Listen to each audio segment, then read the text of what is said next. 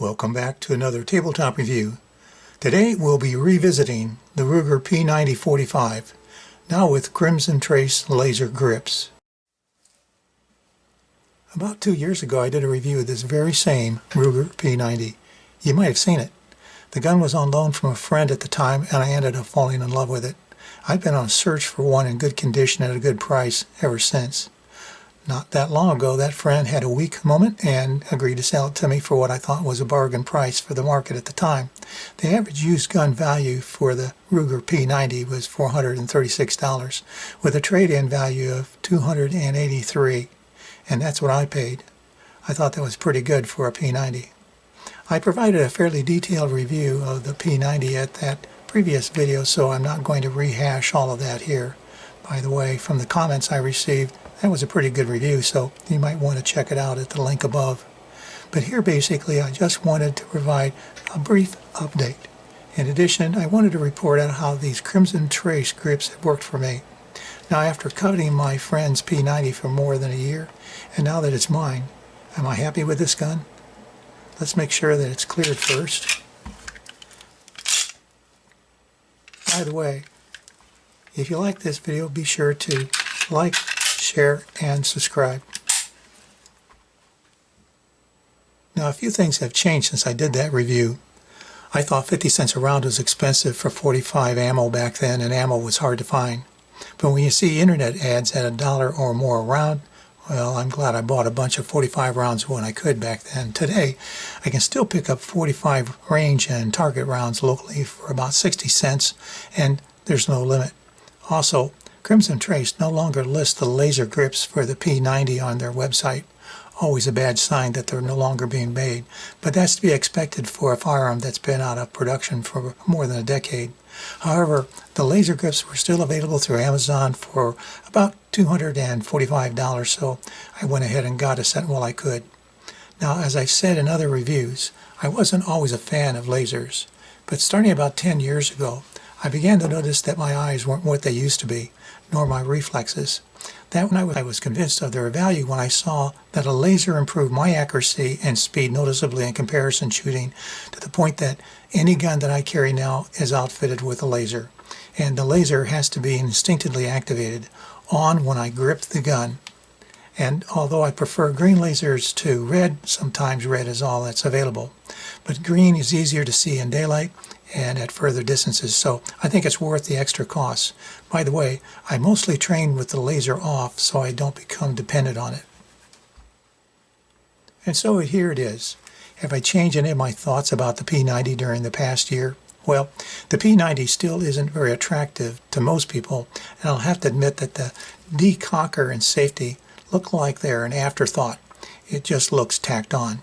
In my previous review, I said that the slide release was overly large, but you know what? Compared to my HK P30 or my Walther PPQ, it really isn't. It just sticks out a bit more. Yeah, it's heavy and bulky and dated in its design, but I still kind of like the looks.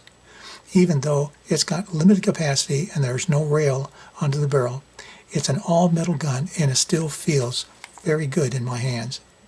Everything is in the right place for the most part. And what about these Crimson Trace laser grips? Yeah, these are very, very nice. One of the problems I've had with some of the Crimson Trace grips has been the activation button located on some of their models. If you don't hold the gun exactly right, the laser may not activate. That's more of a problem for me with my smaller guns like my Kimber 380 Micro Carry and my Walther PPK, or even my larger Kimber Micro 9. The second problem is the location of the laser itself, so that occasionally I block the laser beam with my finger when I'm aiming. My wife doesn't seem to have the problem, so it's probably related to the size of my hands. Whatever, the button on these grips is located exactly where the end of my middle finger hits the grip. So it's always activated. And I don't seem to have the problem with the blocking of the beam either. By the way, the same goes for the laser grips on my Beretta M9, which is also a large frame gun.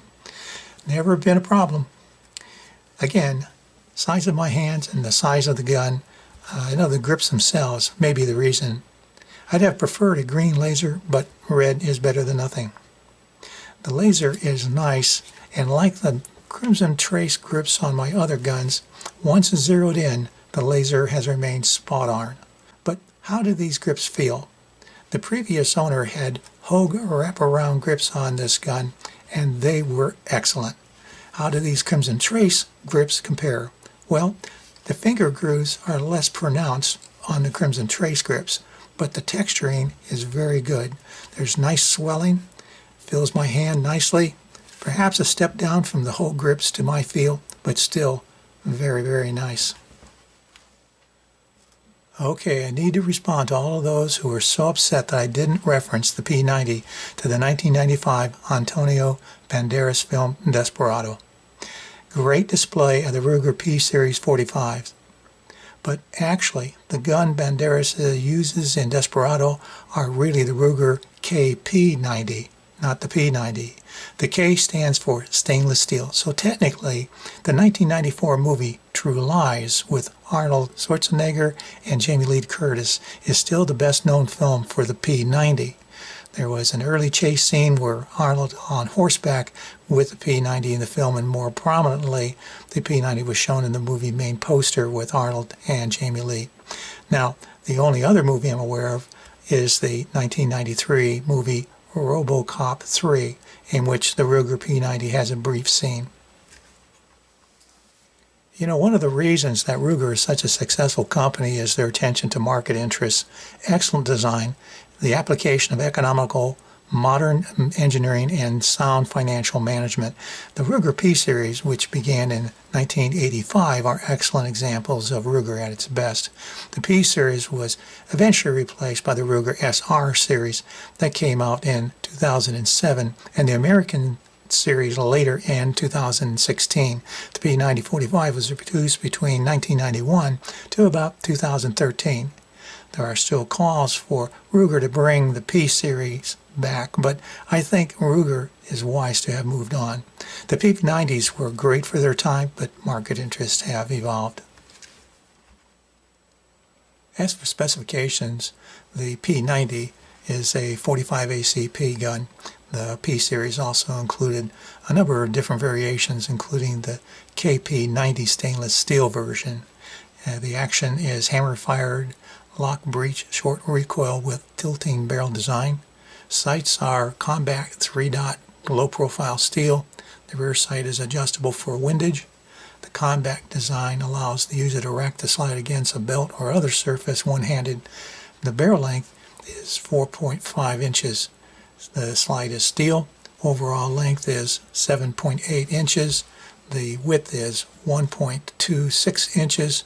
The height is 5.8 inches. The frame is aluminum alloy, and there's no rails. Grips are originally ribbed plastic. This one had Hogue grips from the previous owner, very nice. But of course now I've added the Crimson Trace grips. There's a lanyard connection right down here on some of these guns. Slide release is pronounced and easy to activate. Oddly, there are no serrations on this slide. The mag release is here. There are 2 magazines, 8 rounds plus 1 that come with the gun. Magazine capacity, the factory mags were 8 plus 1, but there were also some made with 7-round capacity, and aftermarket 10 and 15 round magazines are still available. The safety on this one has a pronounced ambidextrous safety decocker up for fire. Trigger pull in double action is about 10 pounds.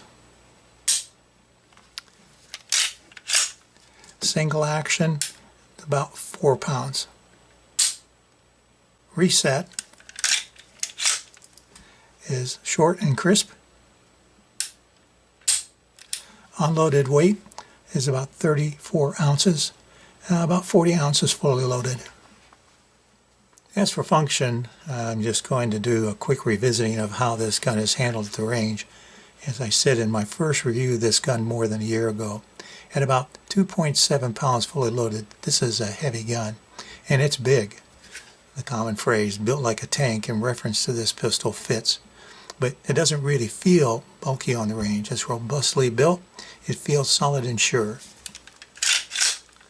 And although the finish is dull, this gun looks and feels like it means business, and I feel like I could take care of business with this gun in my hand. I still find the magazine release small for this size of gun, and a bit stiff or require a long push to release the magazine. The magazines themselves are sturdy and well made.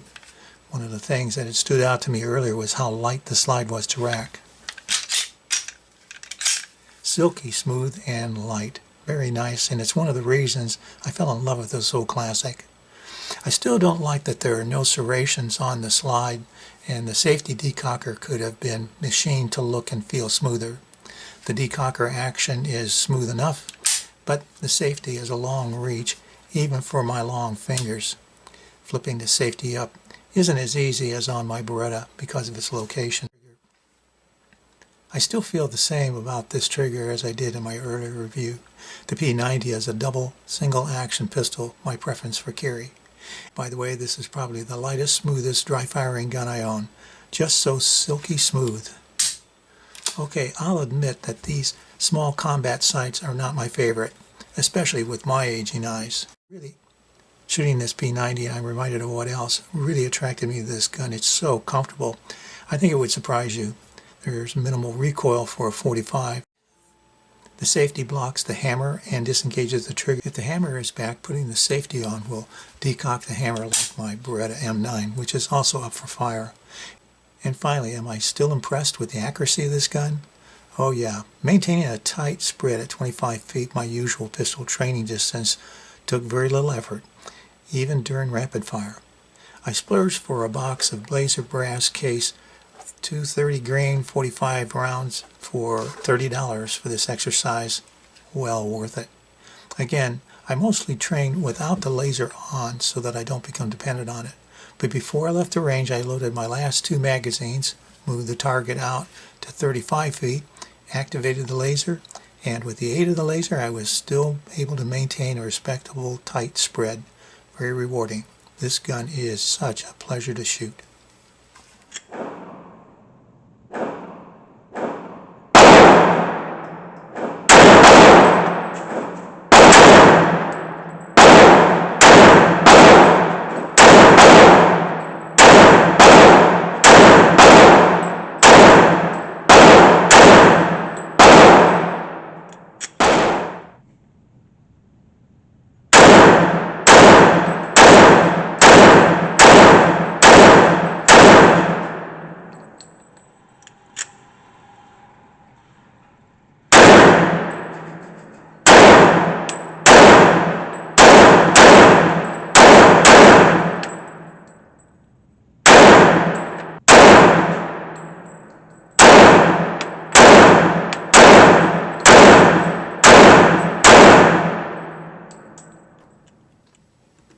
Now, I've already covered the pros and cons in my previous video, and those haven't changed, except to restate that this gun's operation is silky smooth and accuracy is unquestionably excellent.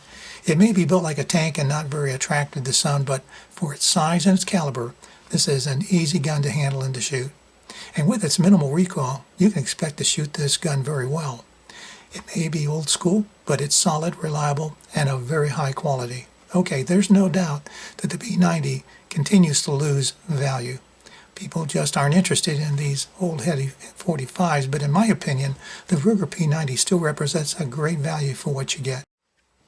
Now, while I was searching for a good deal on a P90, I came across a Ruger P95'd 9mm in an auction last year. I got it cheap, and I thought it might satisfy my itch for a P90.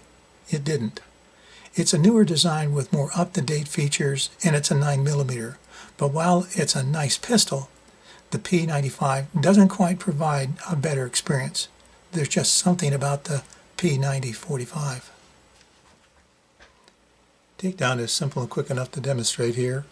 Bring the slide back, remove the magazine. The extractor is here. You need to push that down. Make sure the safety is on. Allow the slide to come forward so the half-moon notch on the slide lines up with the notch for the end of the slide release. Push on the right side button of the slide release.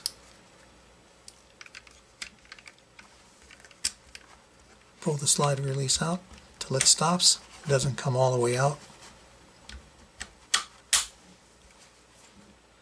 And pull the slide forward and off the frame. The removal of the rod and spring and the barrel are done in the traditional way.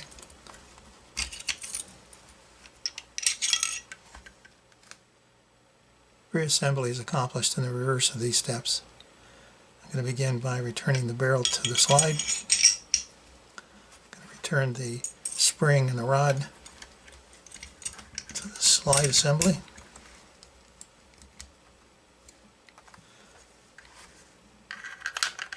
The slide to the frame.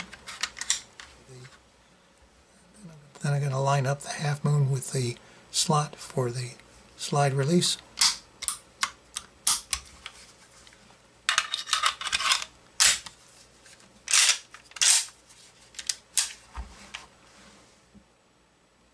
The original manufacturer's suggested retail price on the Ruger P90 was $591 back in the day. You could find sales for about $500. At $418 today, the used average value of the P90 has actually dropped almost $100 since last year's, reflecting the market's attitude toward the P series in general, as the popularity of the American and the SR series Rugers displaced the P series. But I think the P90 can still represent a pretty good investment for $45 if you can pick one up for about $300 today, and those deals are out there. If you're patient, you'll find prices even lower. And trust me on this, given the number of times I've heard people say they regret ever trading or selling their P90, in the long run, I don't think you'll regret buying a P90.45. Now, before we end today's video, I'd like to remind you, if you haven't already, be sure to like, share, and subscribe down below. And thanks for watching.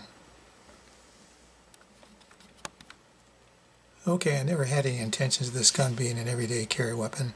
It's just too bulky and heavy, and it could be said that adding these Crimson Trace grips was just throwing more good money after bad. If this is just a range gun, then what was the point? Good question. In my prediction in last year's review that the P90 would become a collectible that might increase in value doesn't seem to be reflected in the market according to the 15% drop in value we've seen in just the last year. But maybe it's too early to tell on that issue, and while there may still be a few of us who kind of like the looks and the features, there's no doubt that the Ruger P90 is getting on in years, and with its bulky, heavy design, the public seems to have moved on to more modern polymer pistols. But here's my view of the P90 today. If you're looking for an affordable .45 that's rugged, reliable, accurate, comfortable to shoot, and operates as smooth as silk, I think the P90 is a good choice. You hear it said that the P90 was one of the best pistols that Ruger ever made.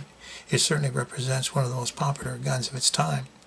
It may end up in the safe along with my aging SIG P239 Browning high power and SIG P230 as a great gun of its time, but no longer in production, and often overlooked and underappreciated for what it still represents today.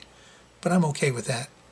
This P90 still puts a smile on my face every time I take it to the range, and sometimes that's all that matters. Any weapon you carry is better than the one you left at home. Thanks for watching.